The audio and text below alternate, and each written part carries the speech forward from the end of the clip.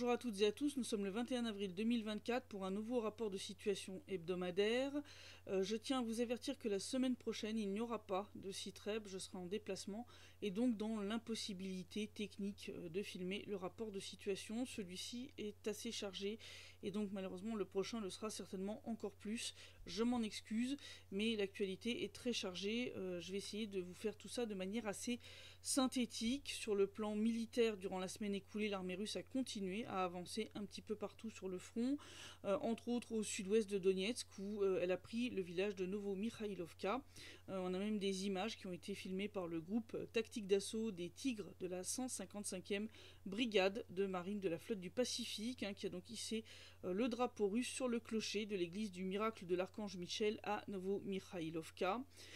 Au sud de ce village, l'armée russe a aussi pris sous son contrôle une partie importante de la route allant entre Sladkoye et Vodianoye et prend des mesures assez actives pour couper physiquement l'autoroute Ougledar-Konstantinovka. Donc on voit que l'armée russe a compris qu'attaquer Ougledar de front, ça marche pas. Donc là, le but, ça va être en fait d'encercler et de couper l'approvisionnement de la ville pour obliger les forces armées ukrainiennes soit à s'en retirer, et bien soit à se rendre une fois encerclées. Dans la direction d'Avdiivka, l'armée russe est entrée dans Ocheretino. Elle est désormais proche de la gare. Des combats donc, sont toujours en cours là-bas. D'ailleurs, entre Nevelskoye et Pervomaïskoye, l'armée russe continue de réduire la poche ennemie. Vous voyez, on a déjà un quasi-chaudron. Alors, à Tchassov Yar, les combats se poursuivent, ils sont extrêmement féroces, l'armée ukrainienne a envoyé des renforts. Alors pourquoi est-ce que c'est si important pour l'armée russe, c'est bien de libérer cette ville? Parce qu'il s'agit d'une des hauteurs dominantes au nord de la République populaire de Donetsk, depuis laquelle Kramatorsk est sous contrôle de tir. Donc c'est pour ça que c'est un point très important pour les deux armées, c'est pour ça que l'armée ukrainienne envoie des renforts là-bas et essaye de ralentir l'avancée de l'armée russe.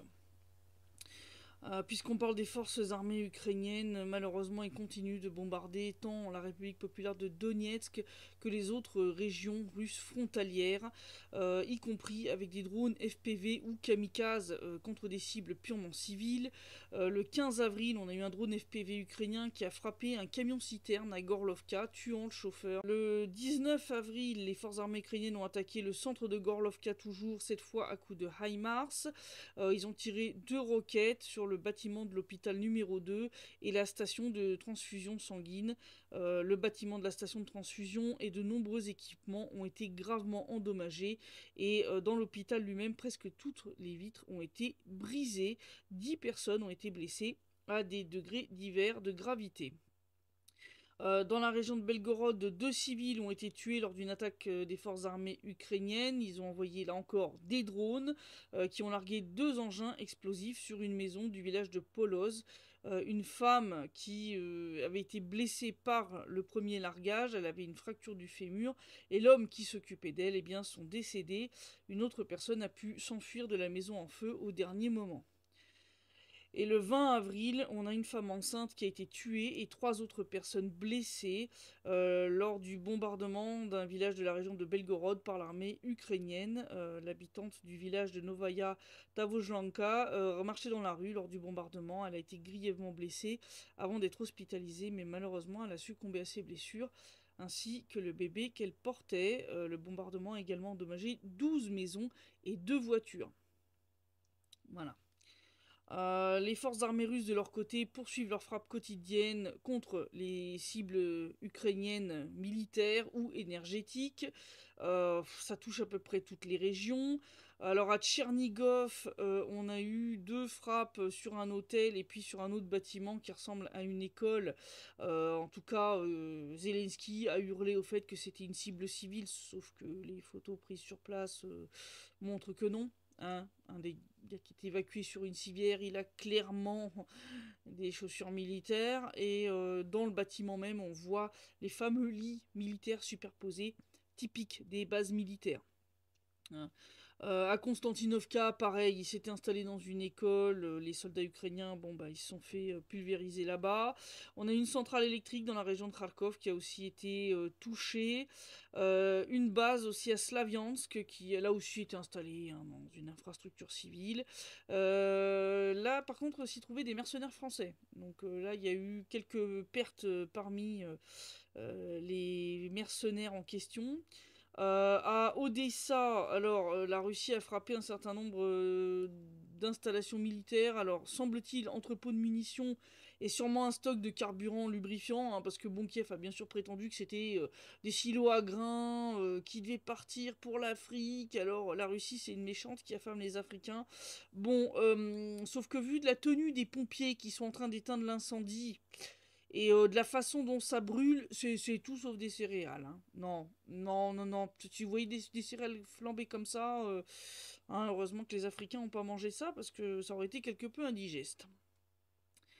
Autre endroit stratégique qui a été frappé par l'armée russe, c'est le grand gazoduc qui relie le principal gisement de gaz d'Ukraine au système de transport de gaz ukrainien. Alors il faut savoir que ce champ de gaz de Tchebelinskovoye produit environ 10 milliards de mètres cubes de gaz par an, soit plus de la moitié de la production gazière ukrainienne et de sa consommation, hein, parce que bon, hein, à force de se dépeupler, forcément, tu consommes moins. Bon, si le gazoduc n'est pas réparé, l'Ukraine ne pourra pas remplir ses réservoirs, sachant qu'en plus deux de ses principaux réservoirs ont déjà été frappés par la Russie. Donc là, on voit que la Russie insiste pour détruire le système énergétique de l'Ukraine. Alors pourquoi? Eh bien tout simplement pour l'empêcher de faire tourner des usines métallurgiques, de réparation, de chars, de véhicules blindés, etc. etc. Hein. Sans électricité, c'est un petit peu compliqué. Les forces russes ont aussi frappé avec des armes à sous-munitions la base aérienne d'Aviatorskoye dans la région de Dnipropetrovsk. Jusqu'à 3 chasseurs MiG-29, des entrepôts de missiles occidentaux et une batterie de systèmes de défense aérienne S-300 ont été détruits. Alors à Avdiivka, les forces russes ont trouvé un fragment de la carte ukrainienne indiquant donc la défense de la ville qui date de janvier 2024. Et sur cette carte, eh bien, on peut voir donc des noms de bataillons assez connus hein, comme Sparta, Piatnashka, etc. Mais ce qui est intéressant, c'est que les inscriptions sont toutes en anglais. Ce qui prouve encore une fois que les forces armées ukrainiennes coordonnent toutes leurs opérations avec leurs patrons occidentaux. Hein. Sinon, pourquoi faire des inscriptions en anglais quand la langue nationale est l'ukrainien hein. Voilà, voilà. Autre chose qui a été d'ailleurs trouvée hein, dans des téléphones de soldats ukrainiens décédés à Avdiivka, ça a été les coordonnées de l'emplacement des églises et des monastères de Donetsk, Makiivka et Yassinovataya. Alors pour ceux qui se demandent pourquoi, je rappelle que les forces armées ukrainiennes ont frappé à plusieurs reprises des églises et des cathédrales un petit peu partout en RPD, surtout au moment des fêtes religieuses. Hein, je rappelle que l'année dernière, ils ont frappé au moment de Pâques. Voilà. Alors, puisqu'on parle de tout ce qui est bien crime de guerre de l'armée ukrainienne, malheureusement, cette semaine, un collègue, le reporter de guerre Semyon Yeroyomin, qui travaillait pour Izvestia, est mort dans la région de Zaporozhye, où il y a des combats extrêmement violents actuellement. J'en parle pas trop parce que pour l'instant, les avancées sont très lentes. Mais il y a des combats féroces, entre autres dans la région de Rabotino, Verbovoye ou la corniche de Vremivka. Et donc Semyon était allé filmer là-bas. Il a été victime d'une attaque de drone FPV ukrainien. Il y a eu un premier largage, puis un deuxième, lors duquel eh bien, Semyon a été grièvement blessé et il est malheureusement décédé de ses blessures. La Russie a demandé aux organisations internationales de condamner le meurtre de Semyon. Elle considère son assassinat comme une nouvelle confirmation de la nature terroriste du régime de Zelensky. Bon, clairement, Semyon était l'un des journalistes russes, des reporters de guerre qui étaient les plus connus, qui dénonçaient régulièrement les crimes du régime ukrainien, de l'armée ukrainienne. Donc, je veux dire, il est assez facile à reconnaître, donc je pense effectivement qu'il a été délibérément visé par ce drone ukrainien afin bien, de tuer encore un journaliste russe, fait d'ailleurs qu'on n'entendra pas être condamné par Reporters sans frontières, dont le site vient d'être bloqué en Russie, parce que la Russie en a eu un petit peu marre de voir cette organisation passer son temps à essayer de donner des leçons de liberté d'expression à la Russie, tout en fermant les yeux sur ce qui arrive aux journalistes russes qui travaillent dans la zone de l'opération militaire spéciale, qui se font assassiner, au choix lors de bombardements ou d'attaques de drones délibérées, ou d'attentats terroristes. Voilà. Donc, bon, ils sont un petit peu bien faits pour leur gueule. Je veux dire, je vois pas à quoi sert cette organisation qui ferme les yeux sur tous les crimes de guerre de l'Ukraine, qui a jamais rien dit sur les bombardements de la population civile ici, sur le fait qu'un bon nombre de journalistes russes ou occidentaux qui travaillent dans le Donbass ont été mis sur la kill list de Miro Dvorets.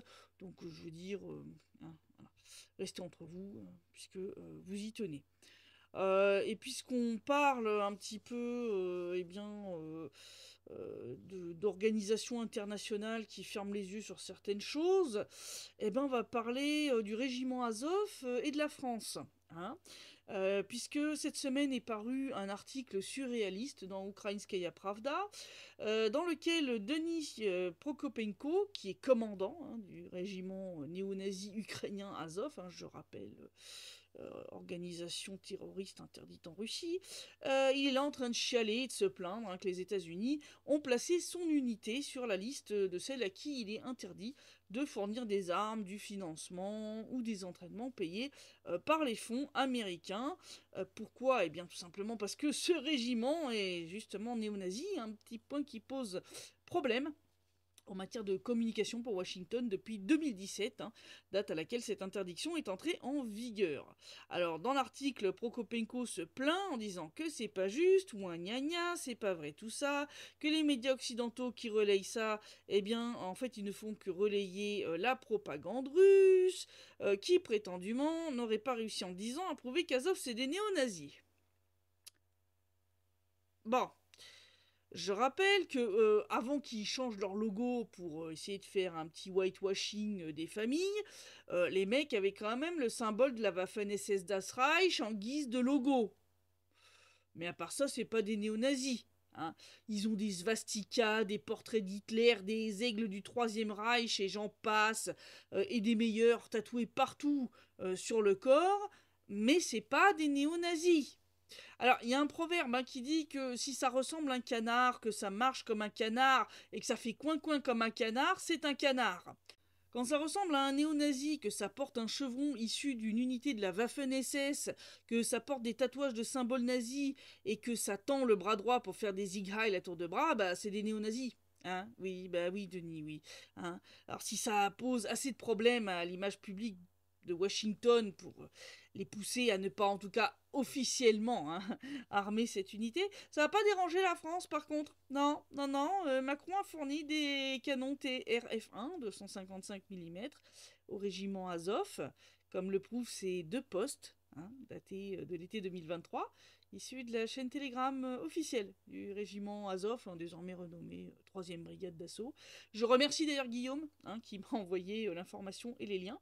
Alors, non seulement la France arme et finance l'Ukraine, qui est un État terroriste, et qui commet des crimes de guerre dans une telle quantité que il y a plus de mots. Mais alors, en prime, Macron arme une unité à l'idéologie néo-nazie. La totale. Rappelez-vous-en, la prochaine fois qu'on vous parle de faire barrage à l'extrême droite en votant Macron, ouais, barrage à l'extrême droite. Aïe.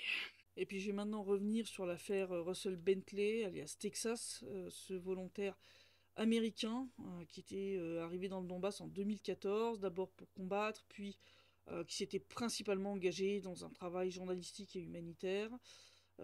D'après les informations que sa femme a publiées, Texas serait mort. C'est des informations qu'elle a reçues de la part de soldats qui seraient bien informés, mais elle n'a toujours pas reçu le corps.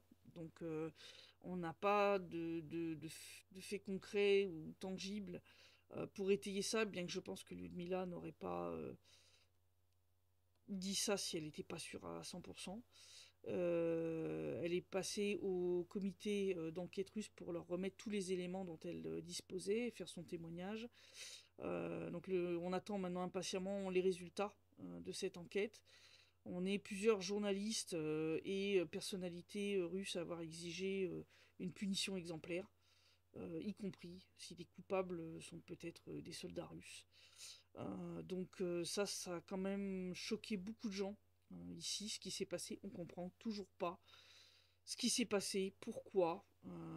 Donc pour l'instant, je ne vais pas me perdre en conjectures ni en hypothèses. J'attends de voir ce que le comité d'enquête va découvrir. Ils sont généralement assez efficaces et assez rapides, donc je pense qu'on devrait bientôt en savoir un peu plus sur ce qui s'est passé. D'ailleurs, en termes d'efficacité, ils ont arrêté avec le FSB plusieurs personnes impliquées dans l'attentat terroriste contre Vassili Prozorov, y compris celui qui avait posé la bombe sous sa voiture et celui qui avait entre autres assuré la livraison des éléments de l'engin explosif en Russie. Donc ça c'est une bonne chose, tout ce petit monde a été mis en prison en attente de son procès. On va parler maintenant de la situation en Ukraine, où bien Zelensky a signé la nouvelle loi sur la mobilisation qui a été votée. Dans cette nouvelle loi, donc l'âge de mobilisation a été réduit de 27 à 25 ans. La clause sur la démobilisation a été exclue, donc il y avait des députés qui avaient essayé de rajouter une clause pour dire qu'au bout de 36 mois de service, fallait libérer les mecs. Bon, bah ça, ils l'ont enlevé. Les hommes donc âgés de 18 à 60 ans sont tenus de présenter des documents d'enregistrement militaire à la demande des policiers, des gardes frontières, etc. Les personnes qui étaient reconnues comme partiellement aptes, donc ceux qui ont perdu un bras, une jambe, doivent se présenter à la commission médicale. Donc ça, je vous l'avais dit, ils vont les trouver aptes et puis ils vont les renvoyer au front. Ils doivent aussi, comment dire, tous ceux qui ont été reconnus comme invalides des groupes 2 et 3 après le 24 février sont soumis eux aussi à un examen médical répété pour vérifier s'ils ne seraient pas redevenus aptes au service, ce qui est complètement délirant. Enfin, c'est vraiment des choses de fou. Restriction du droit de conduire une voiture pour ceux qui essayent d'échapper au service militaire. Alors, bien sûr, sont exclus de la mobilisation les policiers, les fonctionnaires de catégorie A, les assistants des députés, les députés eux-mêmes, les propriétaires d'entreprises stratégiques, enfin voilà, bon, bien sûr. Et alors, ceux qui sont à l'étranger, donc tous ceux qui ont réussi à fuir, entre autres dans les pays européens, sont obligés de s'inscrire au TCC, au service militaire, s'ils veulent pouvoir continuer à recevoir des services consulaires, c'est-à-dire, entre autres, renouvellement de passeport, etc. Donc voilà, ils sont en train de les traquer partout pour essayer de refourbir l'armée ukrainienne. Mais soi-disant, selon Kiev, c'est l'armée russe qui a des pertes dithyrambiques. Et alors, cette loi était, semble-t-il, une condition sine qua non pour que Washington vote l'octroi d'une nouvelle aide à l'Ukraine. Alors, ils ont voté l'octroi d'une aide de presque 61 milliards de dollars, c'est une grosse somme, mais, si on regarde dans le détail, on se rend compte que sur les 61 milliards, les presque 61, c'est 60,8 milliards, Kiev ne recevra qu'environ 8 milliards de dollars en espèces sous forme de tranches pour couvrir son déficit budgétaire. Elle ne peut pas l'utiliser ni pour les opérations militaires, ni pour payer les retraites. Et c'est un prêt. Donc il faudra rembourser. Voilà. Il y a 23,2 milliards de dollars qui sont consacrés à la reconstitution des arsenaux de l'armée américaine qui avaient été dépouillés pour approvisionner Kiev. Donc ça n'ira pas à l'Ukraine. 13,8 milliards de dollars supplémentaires pour les fabricants d'armes, hein, donc c'est toujours pas Kiev qui enverra la couleur, et 11,3 milliards de dollars aux activités militaires américaines en Europe de l'Est. Donc là aussi, c'est pas Kiev qui verra les billets. Voilà, donc en vrai, la majorité, l'écrasante majorité de cette somme d'argent retourne en fait aux États-Unis. Hein, voilà. Mais c'est enregistré comme alloué à l'Ukraine, et puis tôt ou tard, Washington exigera que Kiev rembourse. Mais tout. Hein, pas seulement les 8 milliards. Voilà. Voilà, voilà. C'est magnifique. Alors, c'est intéressant parce qu'ils ont voté ça aux États-Unis et ils ont aussi approuvé le vol des actifs russes pour les donner à l'Ukraine le 20 avril. Alors, le 20 avril, c'est le jour de la naissance d'Hitler. Ils l'ont fait exprès ou c'est juste tombé comme ça dans une coïncidence incroyable en matière de symbolique, subconscient, tout ça, je sais pas. Mais vraiment, c'est assez intéressant. Alors, en matière d'armement, etc., l'industrie occidentale qui a du mal à se mettre au niveau de l'industrie russe, on va en reparler d'ailleurs, eh bien, va avoir encore plus de mal. Puisqu'un incendie s'est déclaré lundi à l'usine de munitions de Scranton, en Pennsylvanie, donc c'est aux États-Unis. Cette usine avait été modernisée spécialement pour fabriquer des obus pour l'Ukraine. Les causes de l'incendie sont encore inconnues. Et une explosion s'est produite dans une usine de fabrication de munitions du même calibre de la société britannique BAE Systems au Pays de Galles. Ah, c'est petit retour de karma, je sais pas. Mais moi, à la place des fabricants de munitions pour l'Ukraine, je me méfierais du retour de karma. Alors, on avait parlé de la frappe de l'Iran contre Israël. Israël a décidé de répondre. Mais bon, ils sont limités en fait à une attaque de drone contre une base militaire et un aérodrome près d'Ispahan. Et la défense antiaérienne iranienne a tout abattu. Donc, bon. Ça sent effectivement la réponse pour que Netanyahou puisse calmer les plus radicaux en Israël sans faire monter trop la mayonnaise. Voilà. L'Iran a dit qu'il ne répondrait pas à ça, puisque de toute façon, ils avaient tout abattu et que ça n'avait pas fait de dégâts. Voilà, donc on en a terminé pour l'instant avec ce coin-là du monde. Alors, puisqu'on parle un petit peu de cinéma et compagnie, on va revenir sur celui des fameux enfants que Vladimir Poutine et la médiatrice aux droits des enfants russes auraient soi-disant kidnappés et déportés depuis l'Ukraine vers la Russie, puisqu'il s'avère que donc dans les listes d'enfants qui avaient été remises aux organisations internationales, listes d'enfants soi-disant enlevés par la Russie, ils en ont retrouvé 161 en Allemagne,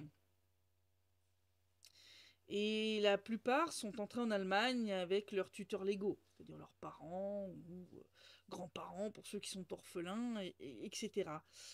Voilà, donc ça vous en dit long sur cette accusation débile et délirante qui a valu à Vladimir Poutine et à Madame Lvova-Belova, je rappelle quand même un mandat d'arrêt de la part de la CPI. Je pense qu'il serait temps pour la CPI de classer cette affaire et ces mandats d'arrêt de façon verticale dans la poubelle, avant de se ridiculiser totalement. Parce que quand tu retrouves 161 de ces gosses en Allemagne et avec leurs tuteurs légaux, ils n'ont pas été enlevés par la Russie.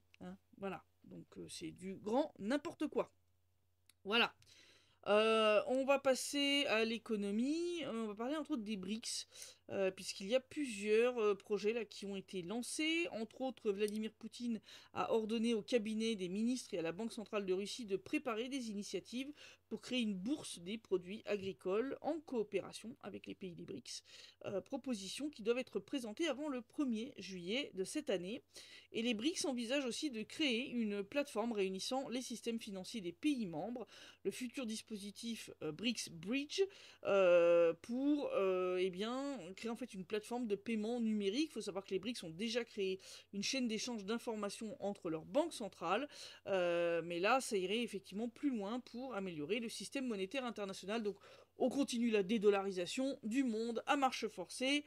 Voilà pourquoi Washington s'excite autant, hein, et alloue un peu plus de... Comment je peux appeler ça, du papier toilette. Non, parce que quand tu imprimes les billets au rythme auquel Washington imprime, ça vaut pas plus que du papier toilette. Hein, voilà, donc c'est pour ça, hein, qu'ils ont alloué un petit peu plus de pognon pour l'Ukraine, mais ça va rien changer. Hein, je vous le dis tout de suite. Voilà.